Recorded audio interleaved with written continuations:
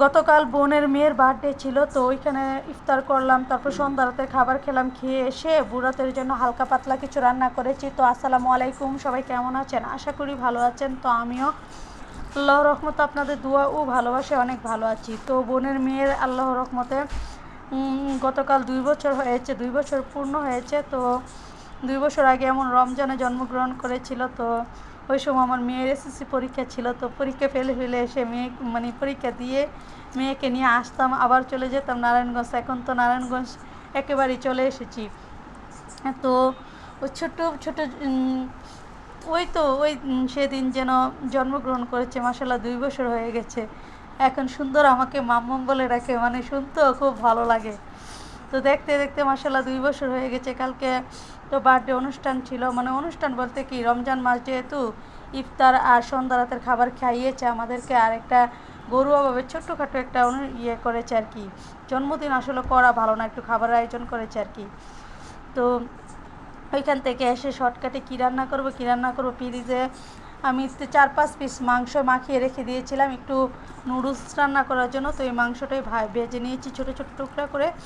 আর পাবদা মাছ নামিয়েছিলাম, পাবদা মাছ ভাজি করেছি। আর বোনের এখান থেকে একটু সজনে ডাল এনেছি আর একটু পাতলা ডাল করেছি। তো পাতলা ডাল আর নিয়ে নিই সজনে ডাল আর পাবদা মাছ 3-4 পিস একটু ছোটো ছোটো টুকরা করে কষিয়ে রান্না করেছিলাম।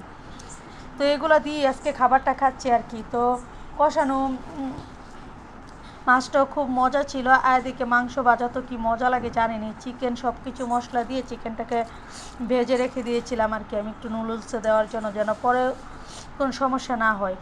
তো আর পাবদা মাছ ভাজিটা আমাদের ঘরে সবাই খুব পছন্দ করে, মানে খুব মজা হয় এভাবে পাবদা মাছ ভাজি করলে, মানে কি বলবো, খুবই মজা হয়েছে। তো চিকেনটা এত মজা হয়েছে। তো একটু চিকেন খাচ্ছিলাম, মানে অল্প অল্প করে নিয়েছি, ভাতই অল্প করে নিয়েছি, কারণ সেহরিতে উঠে খাবার ওইভাবে খাওয়া যায় না।